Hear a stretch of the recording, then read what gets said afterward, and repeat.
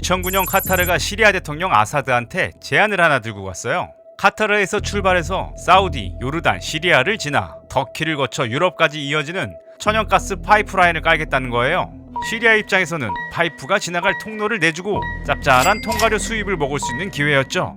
카타르 입장에서는 러시아를 완전히 건너뛰고 유럽 가스 시장에 직접 파이프를 꽂는 루트였어요.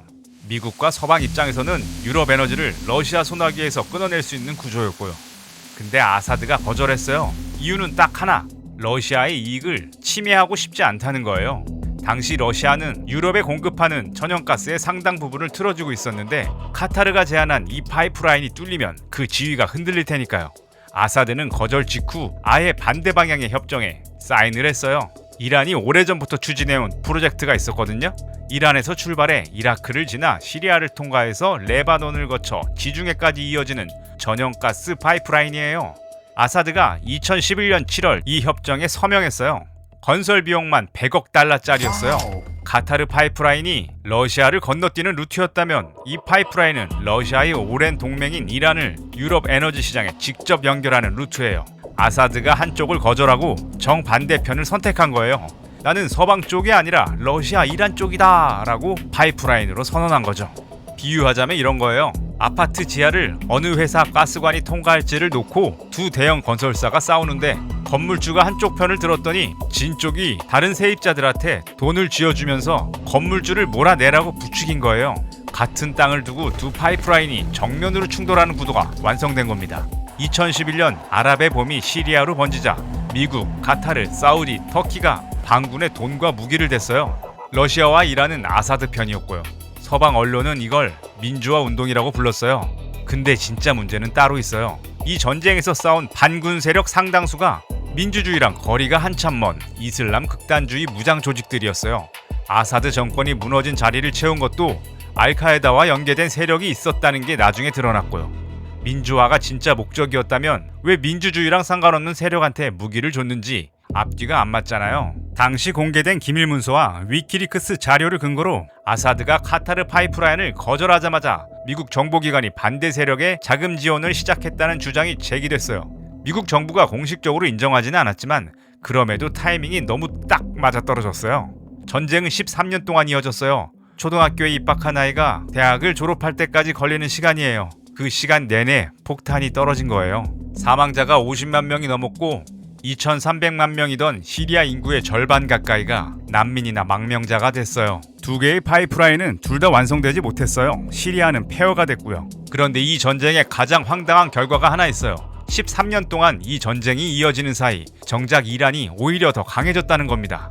아사드를 지원하러 시리아의 군사력을 쏟아넣으면서 레바논의 헤즈볼라, 이라크의 시아파 민병대까지 묶는 중동 전역의 군사 네트워크를 조용히 완성해 나간 거예요. 총으로도 대리전으로도 이란을 꺾지 못했어요. 그러자 미국이 다음으로 꺼낸 무기는 총도 폭탄도 아니었어요. 달러였습니다. 달러로 이란을 조이는 설계는 사실 꽤 오래전부터 시작됐어요. 2015년 오바마 행정부가 이란과 역사적인 합의를 맺었어요. 정식 명칭은 포괄적 공동행동계획, 줄여서 핵합의라고 불렀어요. 내용은 단순했어요. 이란이 핵 개발을 동결하고 국제 원자력 기구 사찰을 허용하면 미국과 서방이 경제 제재를 풀어주겠다는 거예요. 미국, 영국, 프랑스, 독일, 러시아, 중국, UN 안전보장이사회 상임이사국 전부가 사인을 했어요. 합의는 작동했어요. 국제 원자력 기구는 분기마다 이란이 합의를 성실히 이행하고 있다는 확인서를 냈어요. 이란 경제는 제재가 풀리면서 숨통이 트이기 시작했고요. 근데 2018년 5월 트럼프가 일방적으로 탈퇴를 선언했어요. 역사상 최악의 거래라는 말을 남기면서요. 국제 원자력 기구가 이란은 합의를 지키고 있다고 확인한 상태에서 그랬어요. 영국, 프랑스, 독일은 진심으로 미국에 반대했어요. 핵 비확산 합의가 무너지는 게 싫었고 이란과의 교역도 계속하고 싶었거든요. 트럼프 탈퇴 이후에도 이 세 나라는 미국 제재를 우회해서 이란과 거래를 이어가는 별도 결제 채널까지 만들려고 했어요. 결국 미국의 압박에 못 버티고 흐지부지 됐지만요. 러시아도 중국도 트럼프의 탈퇴에 반대하며 합의 유지를 지지했어요. 다만 이유는 달랐어요. 합의가 유지되면 이란이 서방과 관계를 트게 되고 합의가 깨지면 이란이 고립돼서 미국, 중국 쪽으로 더 밀착하게 돼 있어요. 어느 쪽이든 러시아와 중국한테는 나쁘지 않은 구도였어요.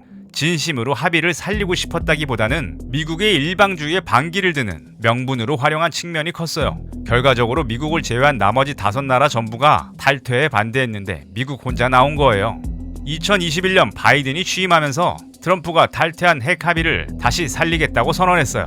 제재를 풀고 이란을 다시 협상 테이블로 데려오겠다는 거였어요. 이란도 협상 테이블에 앉았고요.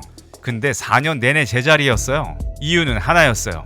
이란 입장에서는 학습이 이미 끝난 거예요. 오바마 때 맺은 합의를 다음 대통령이 일방적으로 찢어버렸는데 지금 합의해도 4년 뒤에 또 파기될 수 있잖아요. 그 불신이 협상 테이블을 계속 막은 거예요. 비유하자면 이런 거죠. 전 직장 상사한테 계약 사기를 한번 당한 사람한테 그 상사가 이번엔 진짜야 라고 다시 계약서를 내밀면 아무리 조건이 좋아도 손이 안 가잖아요. 이란이 딱 그 꼴이었어요.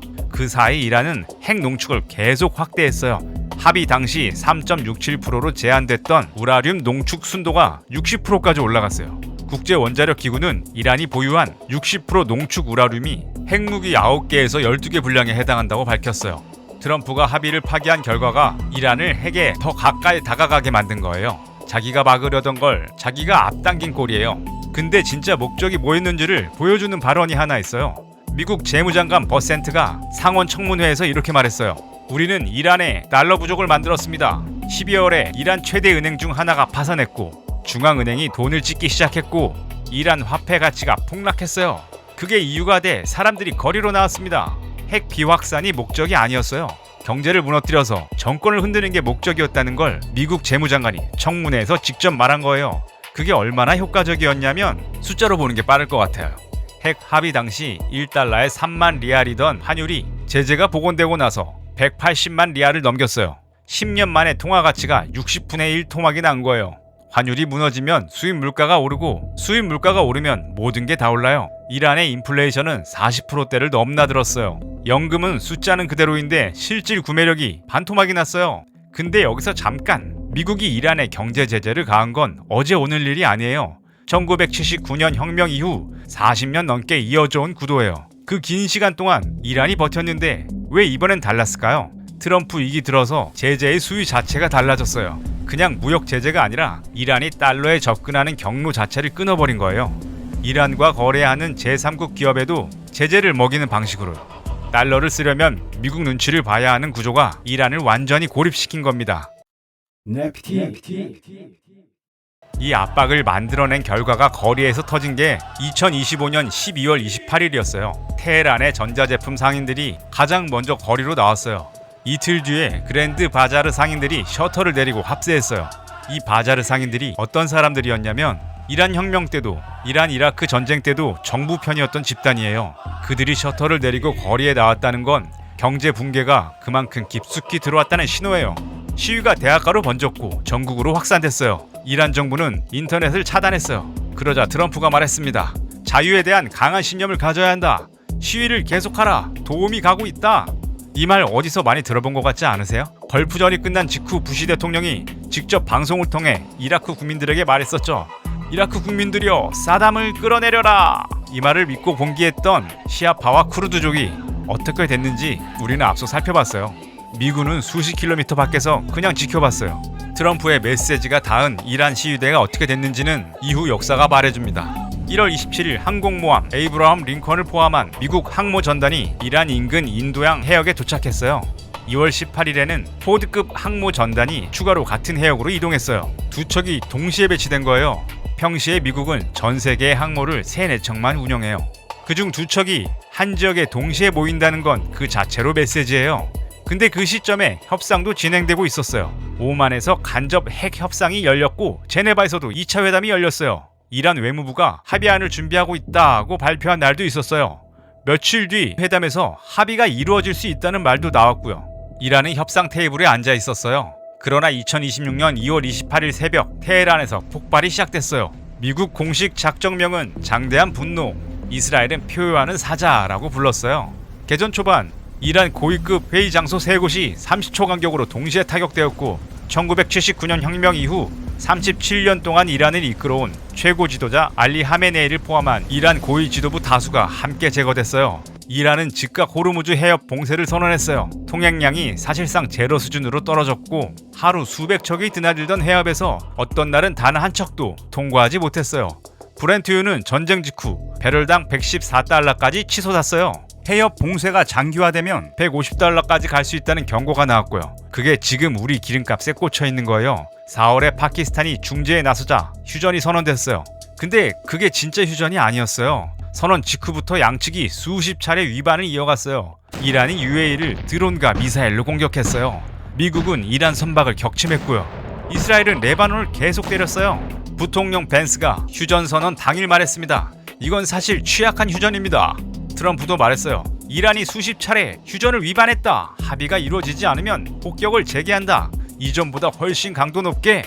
이란 외무장관은 맞받아쳤어요. 이 위기에 군사적 해결책은 없다. 미국은 핵 프로그램 포기, 미사일 제한, 호르무즈 개방 등 14개 항목 합의안을 이란에 넘겼어요. 이란은 검토 중이라는 말만 반복하고 있고요. 하루는 합의가 가깝다는 뉴스, 다음 날은 폭격 재개가 임박했다는 뉴스. 그게 지금도 계속되고 있어요. 비유하자면 싸움을 잠깐 멈추고 숨을 고르는 건데 두 사람 다 주먹을 내리진 않은 거예요. 휴전이 아니라 재장전이에요. 호르무즈 해협은 여전히 정상 통행이 안 되고 있고 23,000명의 선원은 아직도 해협 안에 갇혀 있어요. 항모도 그 자리에 있고요. 그러면 왜 이렇게 된 걸까요? 대량 살상 무기는 없었어요. 핵무기를 만들었다는 증거도 없었고요. 협상 테이블은 열려 있습니다. 그럼에도 폭탄이 떨어졌어요.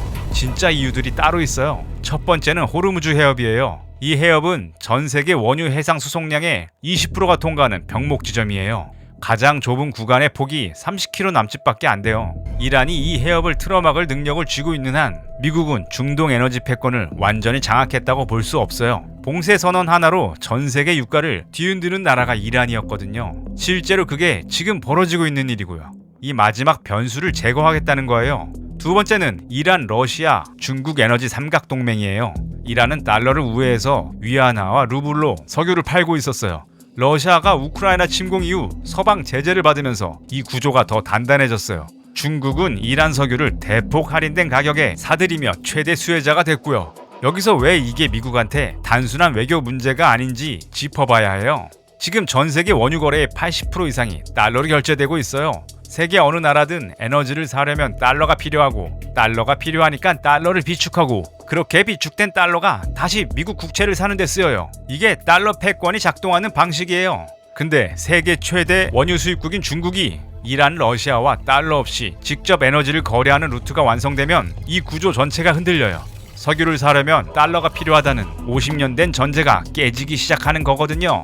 실제로 이번 전쟁 과정에서 이란은 위안화로 결제한 선박에 한해 호르무즈 통과를 허용하는 방안까지 논의했어요. 그게 현실화됐다면 총 한 발도 안 쏘고 페트로달러 체제에 균열을 낸 역사적 사건이 됐을 거예요. 미국이 그 싹을 자르려 한 겁니다. 세 번째는 이 시리즈 전체를 관통하는 패턴이에요. 사담 후세인은 이라크 석유를 달러 대신 유로로 결제하겠다고 선언했어요. 3년 뒤 침공으로 제거됐고 석유 결제는 다시 달러로 돌아왔어요. 가다피는 아프리카 공동의 금 기반 화폐를 만들려 했어요. 나토 개입으로 제거됐고 골드 디나르 계획은 사라졌어요. 그리고 이란은 1979년 혁명 이후 지금까지 달러 결제 시스템 바깥에서 버텨온 유일한 나라였어요. 이 세 나라가 서로 달랐던 건 이념도 종교도 독재의 방식도 아니었어요. 딱 하나, 달러 패권에 도전했다는 거였죠. 결과도 매번 같았고요.